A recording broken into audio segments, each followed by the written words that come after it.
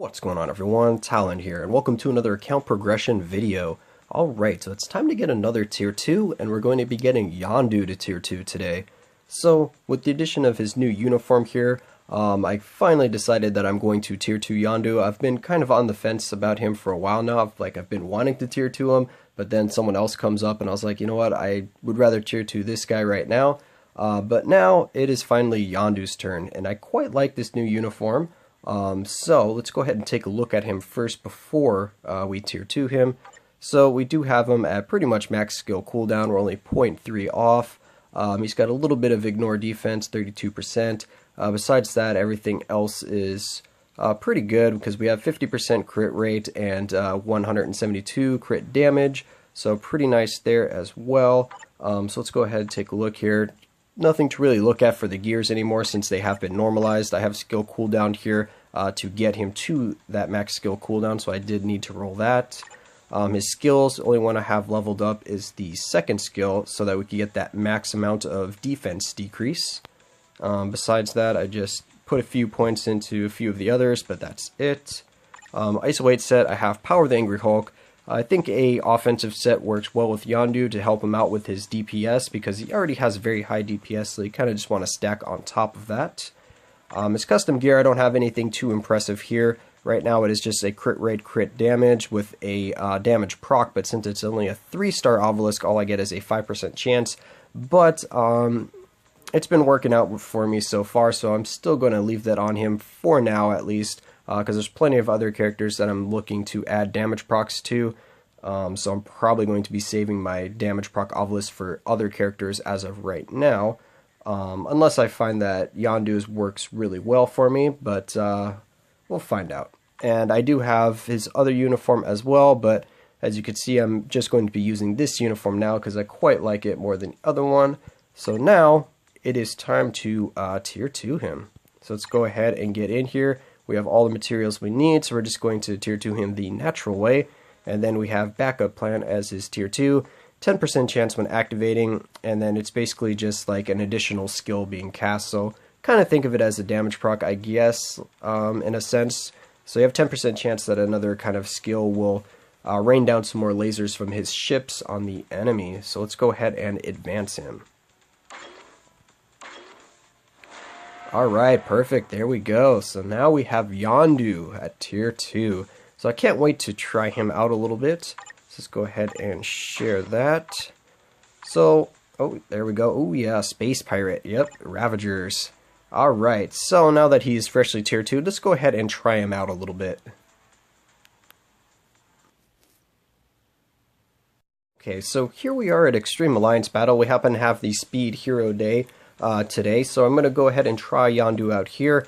We're going to be using Spider-Man 2099's leadership for that ignore dodge because I don't have any ignore dodge on Yondu at all. Doesn't get anything from his obelisk or anything like that, so he's going to need that if he's going to put up any kind of competitive score.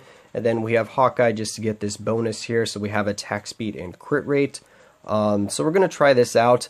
Right now, Speed Superhero Day is probably my lowest scoring day because I only barely make it to a little over 100k, so I just get the basically the full set of rewards and that's it. I don't really get much extra after that, and of course that is using Kid Kaiju. He is my main character that I use right now, and he gets about only about 110 to 120k for me. I am working on his uniform right now, and I'm going to be using the rank up tickets that I got from Shadowlands on him, so that will help out Kid Kaiju, of course. And I do have some Uru on Kid Kaiju. He has an ignore dodge on his obelisk. He doesn't have a maxed out ISO 8 set. Does have a nice 10% damage proc, of course, instead of Yondu's 5%. So if Kid Kaiju's built up a little better than Yondu's, so let's go ahead and see how Yondu does here. And also when I do use Kid Kaiju, I have Elsa's leadership, so I do have a damage leadership, and then I use Wong for the team up to get that extra all attack or physical attack, I think it is, and I don't remember the second thing that goes with it. I want to say attack speed, but I can't remember for sure. So Yondu's definitely not getting as much boost to his attack, but he is getting more ignore dodge than my Kid Kaiju has, because I think he only has about 30 or 28% or something like that on the obelisk. So let's see how Yondu can do here. So Yondu's fifth skill is definitely going to be the skill where we're going to get the most damage. So there we go. Let's see if we can pop some debuffs on the Frost Beast there. Still not sure what's going to be the optimal set of skills to use with Yondu.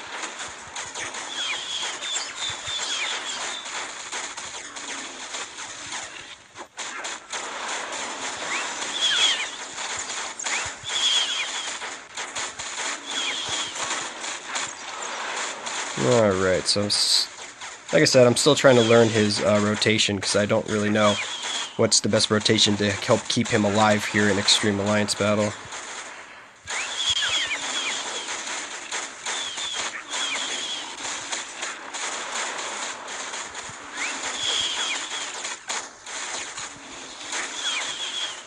Ooh, just got hit by a lot of meteors there.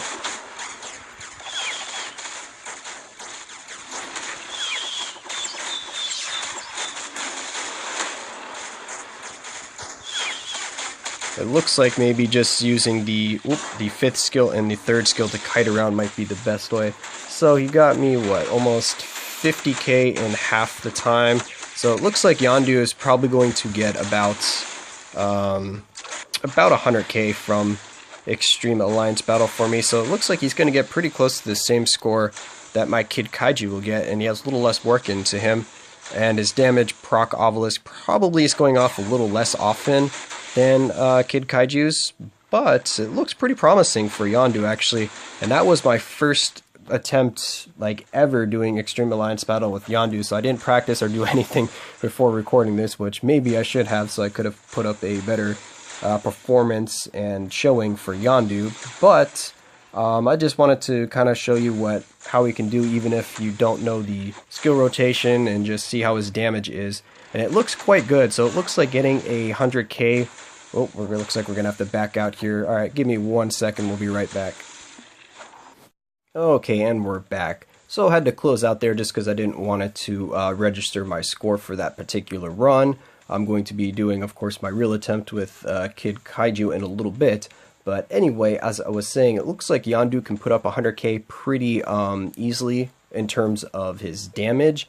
His survivability seems a little tougher to manage, so you're probably going to have to find a good skill rotation for him, and then also be pretty good at dodging the meteors to make Yondu work in Extreme Alliance battle. But his damage is definitely there, so he's definitely going to be a very good free-to-play option, and it looks like he can get pretty high too up there in the score. Based off of what I've seen with my Yondu here, because I don't have him, like I said, built very well, and I was getting hit by meteors, so the meteor meter wasn't built up most of the time, and he was still scoring pretty well. I mean, I guess a lot of that is also having 2099's leadership, because that 50% ignore dodge is very nice, so you're definitely going to need ignore dodge on your Yondu if you use him for Extreme Alliance battle, whether that be from 2099's leadership or your obelisk. It's definitely going to be a must. But anyway, now that we've seen Yondu a little bit in Extreme Alliance battle there, let's go ahead and take him into World Boss. We have Supergiant here today. I'm going to use this team, so we have Beast for his 45% physical leadership, and then we get team up with Hawkeye for both Beast and Yondu, and we just get attack speed, ignore defense, and then attack speed and crit rate. So let's go ahead and bring him in here with, of course, no strikers because he is freshly tier 2'd, and try out Yondu against Supergiant.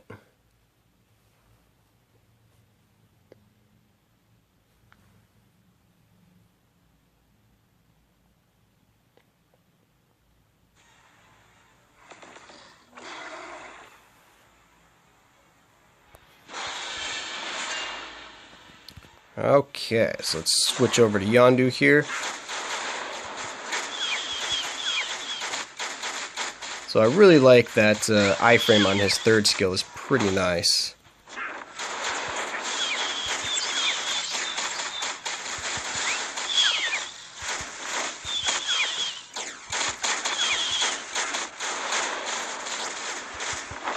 And yeah, his damage is really nice even without strikers here. I mean, I know he's getting quite a bit from Beast's leadership, but still, his damage is pretty good.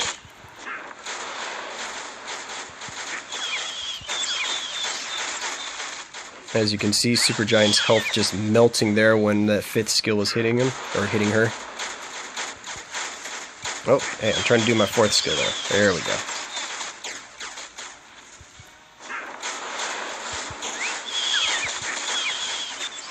Alright, on to the last phase.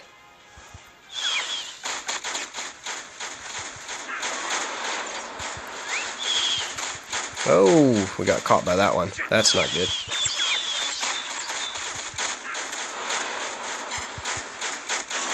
Oh, and we got clipped there as well at the end.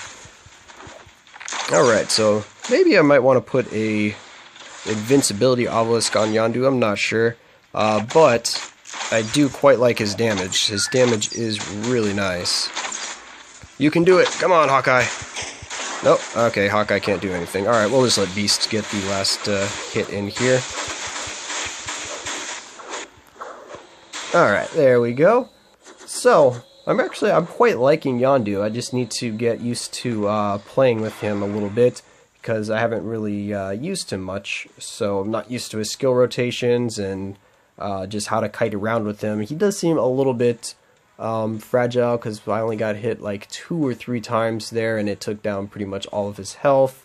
But besides that, he's looking pretty good, and also he'll be a pretty powerful PvP character if you put a invincibility obelisk on him, because if he can get that 5th skill off, that's a lot of damage, and then also just having him attack in general when his tier 2 procs, that also does some pretty nice damage on top of it, so that can actually take out pretty much a team in Alliance Conquest if the tier 2 procs, because it does have some pretty good AoE on it as well.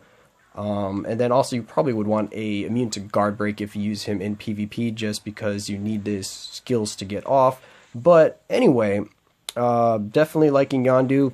Really happy to add him to my tier 2 collection here. He's definitely going to do work for me in Shadowlands, because now he's going to do some crazy DPS. But even at tier 1, he could handle some of the higher floors in Shadowlands, and that iframe on his 3rd skill really helps out. But he can pretty much keep them stun locked in Shadowlands, so he doesn't really need invincibility obelisk just for that per se. But if you're doing PvP, I definitely would recommend an invincibility obelisk on him. Extreme Alliance battle, you're definitely going to need some sort of ignore dodge, and you're also going to need a damage proc. But that's going to be it for this video. I hope you enjoyed, and of course I will catch you in the next one.